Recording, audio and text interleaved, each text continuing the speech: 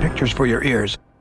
His toes curled and stretched over the plush bathroom rug, showing off their crooked shape, reminding George of yet another of his awkward traits, disqualifying him from standing before his wife of 40 years as an ideal man.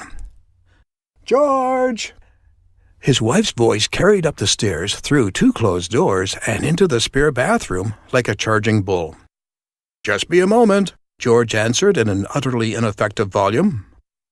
He stared at the small prescription bottle sitting on the counter, reminding himself he'd never be able to escape all his failings, but this one he was about to resolve.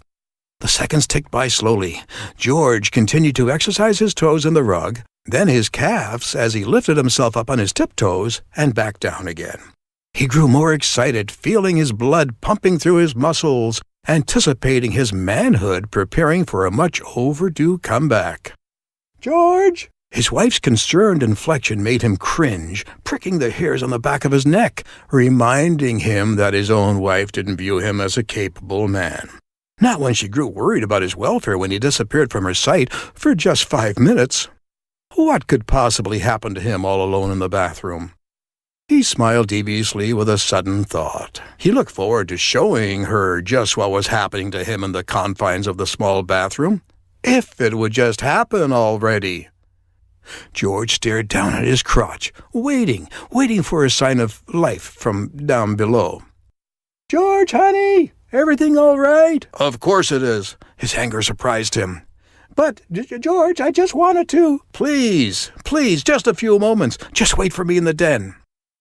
She released the doorknob. "Okay, dear, don't be long." George felt the blood boil in his veins. He wasn't upset with her. He was upset with it. He stared. It hung lifeless and limp. He paced from wall to wall, trying to encourage the impossible to happen. George distracted himself with the image of his face in the mirror. He trimmed his eyebrows. He picked at the mysterious pimple under his chin that apparently lay dormant for 65 years, just to torment him this very moment. George even plucked the 8 wiry white hairs that decorated the concave space smack in the middle of his chest. She always hated them. They were gone. Then he felt it. It wriggled. It did. It slowly filled, swelled even, rose slightly, and then rushed forward in a stiff perpendicular stance. Proud, pompous, a sight to behold. A great beaming smile spread across George's face. He practically sprang from the bathroom and threw open the door and ran, quite uncomfortably, down the stairs to his waiting wife. "George," she managed, her voice quivering, "Mother's come to visit us."